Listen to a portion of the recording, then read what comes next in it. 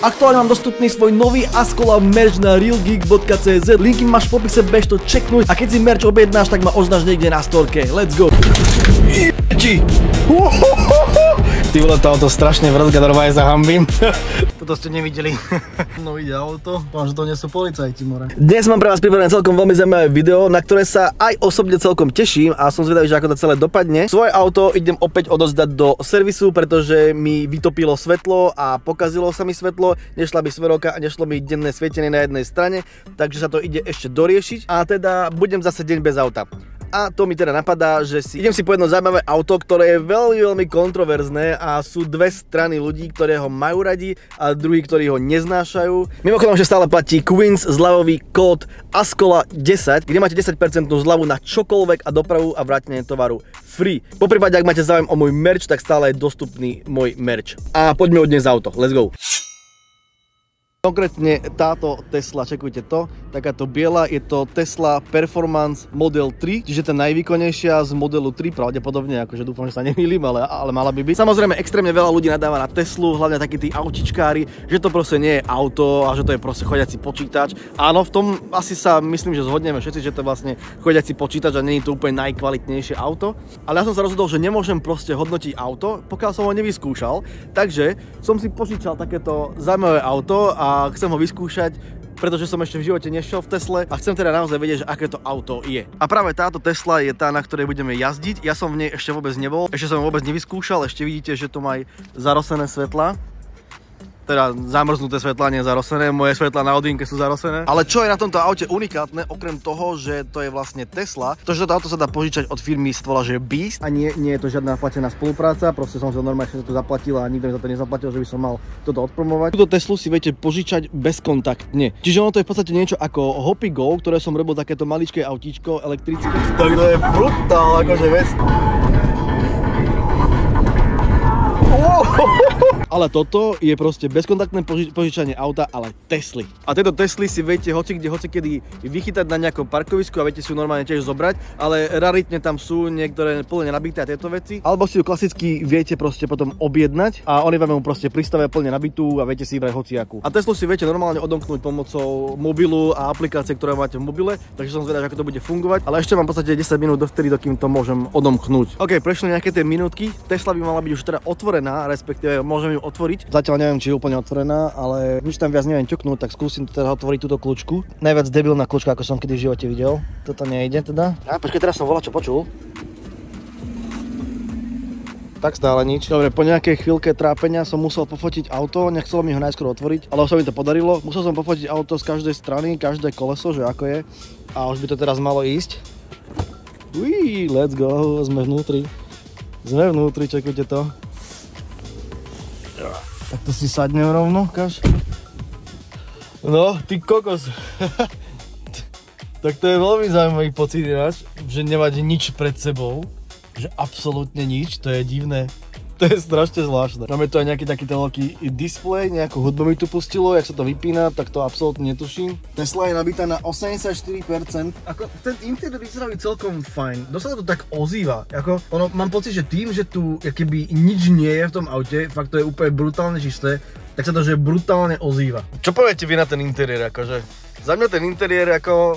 Mne to chýbajú tie čudlíky, ja som dosť stará škola, akože... Ja viem, že toto hovorí úplne každý, že tie čudlíky a blbosti, ale proste naozaj mi to tu chýba. Je to moc také futuristické na mňa, aj keď to už je staršia verzia to celkovo. Smerovky sú kde? Aha, normálne, jak to ukáže, ty kokos. Čakaj, jak ho vypnem? Za mňa musím povedať celkom, že bude dosť zaujímavé, že ako to ovládať, lebo absolútne netuším. Dobre, ešte jedna vec by ma zaujímala. Mňa takého antitalenta na takéto technológie, ty vole. Cítim sa normálne jak opica, ty kokos. Ako sa pohnem?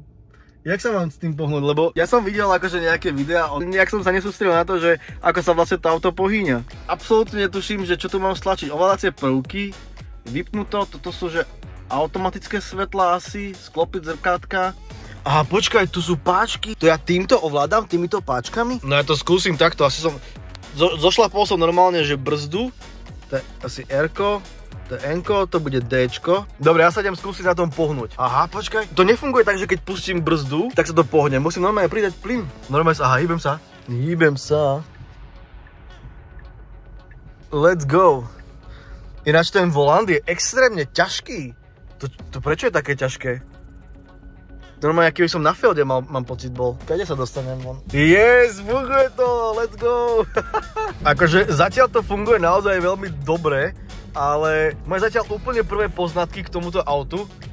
Musím povedať to, že je to strašne divné auto a na prvý pocit by som toto auto pravdepodobne nechcel, ale uvidíme, čo poviem neskôr. Najviac, čo ma vytáča na tomto aute zatiaľ, možno to nejako prestavím alebo tak, je to, že keď pustím plyn, tak okamžite to auto brzdí. Normálne, že úplne, že hneď brzdí.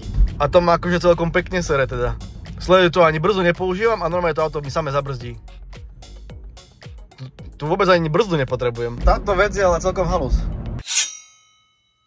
No, pozrite, koho tu máme. No a teraz, keď som vlastne vedľa nej, tak mi stačí podržať toto, že podržaním odomkníme.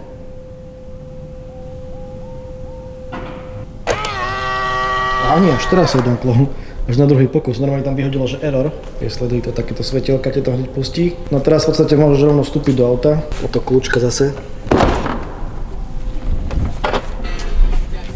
A šmaríme sem.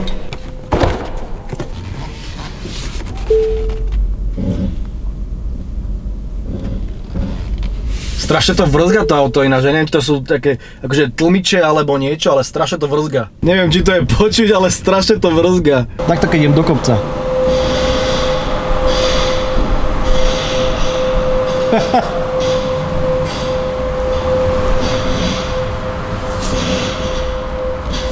Pevne verím, že nie každá Tesla takto vrzga, že to sú iba tieto Tesly, lebo sú už používané a už to trošku vrzga asi. Tak dúfam, že to nerobí fakt každá, lebo to je dosť hovno. Dobre, poďme sa to trošku pozrieť na toto auto. Takéto fajnové, zaujímavé. Disky tu sú ináč pekne dosť odraté. Brutálne, akože ja nechápem, kto s tým jazdí, ale sú pekne odraté a každá jedna úplne. Za mňa osobne musím povedať, že Tesla sa mi páči takáto, aká je, ale iba z boku. Z boku vyzerá fajn, alebo takého šikmého boku. Z nejakého takéhoto uhlu sa mi táto Tesla páči, ako vyzerá podľa mňa fajn, aj tá čierna strecha sa mi ľúbi, všetko. Spredu tá Tesla vyzerá otrasne. Jak žaba, ktorá je rozpučená proste na zemi, ale má veľkú hlavu, proste, neviem. Ale takto z boku vyzerá celkom fajn, takto sa mi páči. Tieto kľúčky by som ja odstránil úplne preč, to je otras, proste to sa mi vôbec neľúbi. Keď sa pozrieme takto do interiéru, aj tuto, sedačky sú také príjemné. Dosť mi naozaj pripomínajú sedačky od Hopigo, čo sa týka akože tým materiálom, samozrejme sú oveľa mäkšie, tie boli úplne na hovno v tom Hopigo. Takže tie sa mi celkom ľúbia. Tento kastlík sa tuším, že otvára tu niekde, ale neviem kde presne. Zavrieme to. Pozrieme sa dozadu. Sledujte to, zase v podstate nič tu není, že vôbec nič. Viem, že tá Tesla, ktorú má Dušan, už tú novú, tak tu má už aj nejaký displej a vedia si to nastavovať. Zaujímavé na tom to je, že tu nie je žiaden tento panel, taký stredový. Máme tu panoramatickú strechu. Akože reálne ja vám nejdem robiť úplne nejakú recenziu tohto auta, pretože recenziu, ak ste chceli vidieť, tak ste ju asi miliónkrát videli. Ja vám budem dávať iba postupne také možno moje feelingy toho. Hlavne čo je, tak chcem skúsiť to zrýchlenie, lebo to je brutál. Nejaký extra fanúšik Tesly som nebol, ale chcel som tomu dať šancu, ale zatiaľ mám ho stať asi tak pol dňa toto auto zatiaľ. A že to auto vás absolútne nebaví, že absolútne, to je strašne nudné auto. To je strašne nudné auto, ani neviem čím proste, tiež ani v mojom aute nejako extra neriešim asi nič, viac menej len proste šoferujem, pridávam a dávam blinker a takéto blbosti. Ale mňa napríklad ten motor ma extrémne baví, hej. Počúvať ho a vedieť o ňom, že tam je a jak to funguje.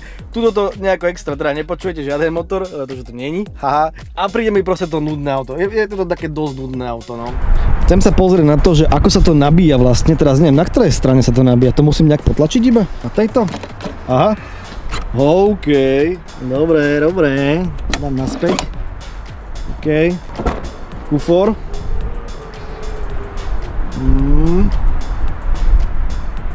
Už chápem, prečo všetci točia to, že ak im steká voda do kufra, pretože to je priamo také. Akože musím povedať, že celkom veľký, celkom dosť big. OK, tu máme charger. Absolútne netuším, že ako sa to nabíja, takže to bude celkom zaujímavé to nabiť. Dúfam, že sa mi to podarí. Tam nebudem zmetkovať nejako pri tom. Automatická zatvára.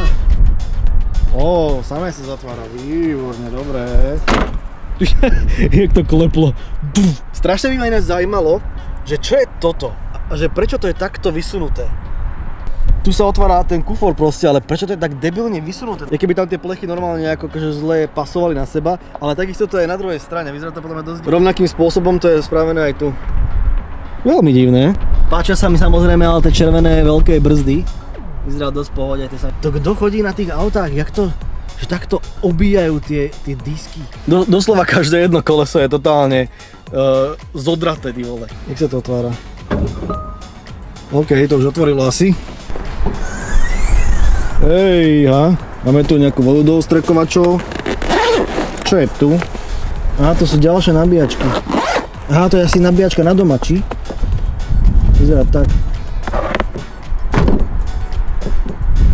Doteraz som mal furt iba, že akcelerácie som mal chill, tak dám si teda, že sport a dám si, že režim řízení tiež sport, tak som zvedavý, že ako to bude zrýchlovať. Ja potom nájdem veci, ktoré tu mám rád na tomto aute, ale zatiaľ budem hovoriť to, čo má tu sere viac menej. Je to, že ten displej je strašne veľký a drvivú väčšinu času sa mi proste takto debilne leskne, že proste teraz tam mám furt odraz napríklad. Celkovo ten panel a že všetko, celá tá riadiaca jednotka, tieto veci je všetko proste tam, čo má do sere, že vždy keď voľačo chcem robiť, tak musím pozrieť tu.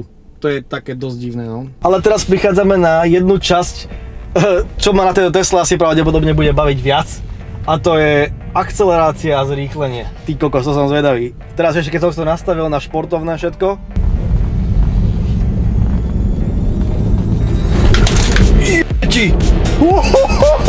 Čo ti? Takto ti musí pať.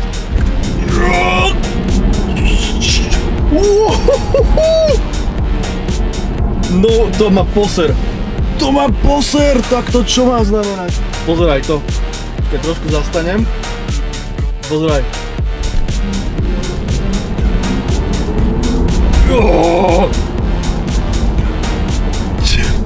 Akože samozrejme skúšal som aj Mustang a toto a to sa nedá s tým porovnať, akože toto zrýchlenie tohto elektromobilu to je proste že iný level.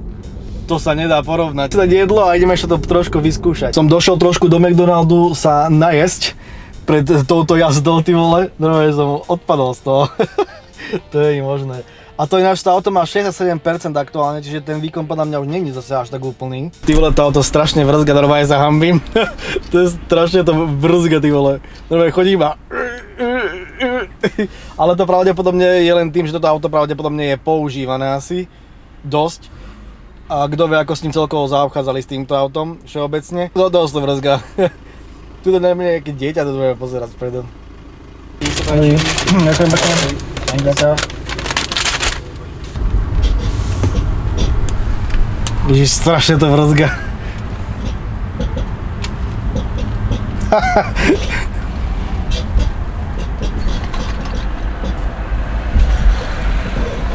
Ďalšia zaujímavá vec je to, že napriek tomu, že teraz som napríklad na diaľnici, idem 120 a na to, že to je teda elektroauto, tak je tu celkom dosť hluk.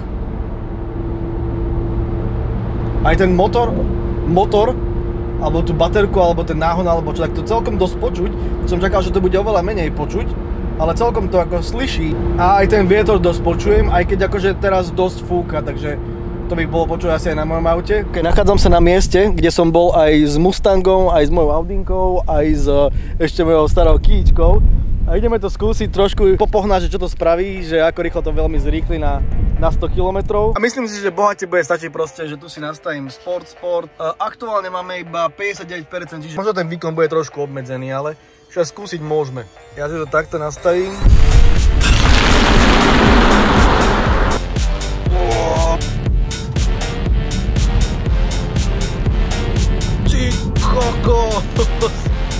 To je že strašný extrém. To je brutál extrém a za mnou ide auto. Dúfam, že to nie sú policajti, more.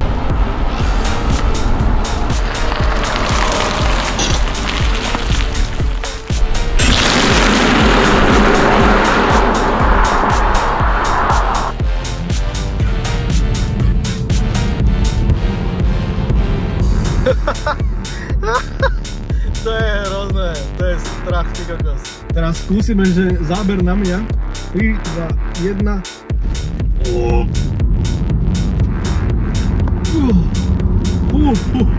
To som nedal ani, ja som nedal stovku teraz. Ty dal som iba nejakých 97. To je epic, to je že epic. Došiel som sem k Tesku a dal som si nabíjať Teslu. Nech takto to vyzerá. Mal som tým trošku trouble, som to musel tu študovať, že ako to vlastne vôbec funguje. Ale nejakým spôsobom som to tam dal. Takže by to malo reálne fungovať. Takže teraz môžem akorát tak čakať. Tu si nastúpim do auta. Som samozrejme zvedavý, že ako sa to rýchlo nabije. Mám tam 55%. Hovorí sa, že by sa nemalo to auto nabíjať, keď tam je viac ako 20%, že vraj tu som to volať, videl nejaké také informácie. Je tá baterka viac nabitá, tak týmto ide potom pomalšie. Takže tie prvotné percentá idú rýchlejšie ako tie neskoršie percentá. Takže som zvedavý. Zbýva 45 minút. No a tak to nejako sa teraz nabíja. A toto ste nevideli. Toto ste nevideli, ale je to mäkké našťastie, ale vôbec by to senzory neukázali, nič som to tam nevidel. A zatiaľ si môžem ísť niečo nakúpiť aspoň. Keď neviem čo, ale čo tam budem sedieť. Je to nabité na 84%, ja som to vypol už. Mal som to vypnúť na 80, ale nevadí. Skúsim to teraz vybrať, dúfam, že sa mi to podarí. OK, very good. Dobre, to tam. A už tam zaplatené? Už to asi je hotovo. Nabité by sme to mali a neviem, či to teda zaplatilo alebo nie, lebo pretože nabíjanie u Beast je v podstate zadarmo. Že oni to aj keby zaplatia, oni tu máte takú kartičku od Greenway a že vraj teda by to malo byť, že zadarmo, čiže oni to nejakým spôsobom zaplatia. Tak dúfam, že sa to zaplatilo, lebo však nabíjanie elektra není také drahé. Viac zarábajú samozrejme na hentom, že prenájom, takže dúfam teda, že to je zaplatené a dúfam, že neodídem bez platenia alebo niečo také. Tak mi zavolajú policajti alebo niekomu. Raz sa mi tiež stalo, že som išiel na benzínku, som natankoval, išiel som zaplatiť. Normálne som zaplatil kartou, ale proste mi to neprešlo cez kartu nejakým spôsobom, neviem prečo. Predavačka odišla preč, takže vám si to nevšimla, ja som odišiel tiež preč a na diaľnici mi volá polícia, že pane, že nezaplatili ste na benzínke, že či sa viem vrátiť. A ja, že ty kokos. Takže keď tak mi znova zavolajú. Ešte ak tu sedím, tak mi napadlo, že vlastne ja si to môžem zahrať nejaké tie hry, lebo čakám na Paty, ona musí čo vyriešiť ešte v robote. Tak mám chvíľku čas, chcem si to skúsiť zahrať. Že či to pôjde. Serus. OK. To jak sa to vláda? Aha, to musím takto. Aha, aha, čekuj to. No, takto sa budem hrať. Ježiš, ten ma skoro zabil. Ha, nice. Zahral som si tu nejakú tú hru, čekujte to. Ono zase dá sa povedať, že keď náhodou na niekoho čakáte a máte po ruke mobil, tak sa môžete zahrať kľudne na mobile. Ale neviem prečo, ale celkom ma to baví. Že proste mám tu hry. Keď mi niekto povedal, že v Tesle si môžeš zahrať nejakú hru, tak som si povedal, že no a takže na čo by som vôbec hral tam nejakú hru alebo niečo. A napríklad teraz ma to dosť potešilo a celkom ma to baví. Ale akože iba fakt teraz, keď čakám, v opačnom prípade by ma to absolútne nezajímalo. Ale akože je to taká fun celkom, no. Máme tu ďalší deň s Teslou, v podstate teraz ju akurát odozdávam, čiže tu som už akurát zaparkoval. Pri Vive. V podstate jediné, čo potrebujem, je ju iba odovzdať, dá sa povedať. Skúsim vám možno trošku zhrnúť moje pocity z tejto Tesly ako takej. Mal som iba 24 hodín, myslím si, že keby ju mám trošku dlhšie, tak si na ňu trošku lepšie zvyknem, ako som si na ňu zvykol teraz, pretože veľa vecí som nestihol ani vyskúšať. Vyskúšal som základné veci, ktoré som ja chcel vyskúšať a zistil som, že či táto Tesla by bola pre mňa, alebo by nebola pre mňa. Ja som dával na Instagram aj storky o tom, že mám Teslu a ľudia, ty kokos, toľko hejtov, čo som mal v DMs, že dovi, akože nie na mňa, ale na tú Teslu, že mám to vymazať, mám ju predať, mám ju dať preč niekam a tieto veci. Tesly stále sú také kontroverzné pravdepodobne, ale čo si ja myslím o tomto aute? Ako prvé, čo musím povedať, veľa ľuďom sa to páči, že to je proste minimalistické. Mne sa to osobne extra nepáči, pretože proste mi to príde strašne smutné, akože strašne mi to príde, keby som si sadol do lanovky, je to proste iba nejaká čistá krabica s nejakým možno panelom a to je všetko, that's it, akože nič viac tu není, je to minimalistické, niekomu sa to páči, mne sa to proste nepáči, lebo ja mám rád tie čudlíky, už som to vravel veľakrát, takže z tohto dôvodu sa mi to nepáči, proste ten interiér, má to svoje čaro, samozrejme. Ďalšia vec je to, že toto auto je extrémne, čo sa týka fakt technológií, čo tu vidím, kamery, upozornenia, ja neviem, úplne milión vecí, fakt extrémne veľa vecí rôznych. Navigácie, úsporné režimy, autopilot, zrýchlenie a tieto veci, to je nabité technológiami, takže ja sa absolútne ani nečudujem Dušanovi, čo je taký proste tech guy, má strašne rád technológie, takže sa mu toto auto páči. Ja do tých technológií až tak moc nie som, takže mne sa to nejako extra nepáči a jediné, čo tu pre mňa je vhodné, je to zrýchlenie, ktoré je neskutočné, to je extrém. Mohol som si požičať aj klasickú standard range, tuším, a tá má zrýchlenie 5,4, táto má 3, niečo A akože som rád, že som si povedal, toto som to vyskúšal, je to brutál. Ale aj to zrýchlenie je svojím spôsobom nudné. Akože áno, jasné, kopne to, hodí sa do sedačky, brutál, normálne, že tlak, vytlačí ti mozog normálne, že z hlavy. Ale proste mne tam chýba ten motor, keďže počuješ ten motor ako pracuje, normálne, že si tam dáva normálne tlaky do motora a ideš, vieš, a proste toto také elektroičkoidné, je to brutálne to zrýchlenie. Ale to je asi fakt jediné, čo sa mi brutálne páči na tomto aute. Že toto auto podľa mňa nie je zlé, ako funguje dobre a viem, že by som si ho asi ja nekúpil, ale je to good auto. Close. Teslička je odparkovaná. Ja čímam, že tu je hneď ďalšia, taká to oranžová, to je tuším, že tá standard range. A tá jedna, čo tu bola na boku, tak už tu nie je za jeden deň. Takže ono vyzerá, že sa celkom míňajú tie Tesle takto. Teda respektíve, že sa používajú. Platil som za jeden deň 124 € a dáme teraz, že dokončí prenajom. Dáme, že všetko v poriadku, interiér, znova musím nafotiť auto. Takýmto istým spôsobom ste vlastne aj tiež fotili, ale na začiatku auto.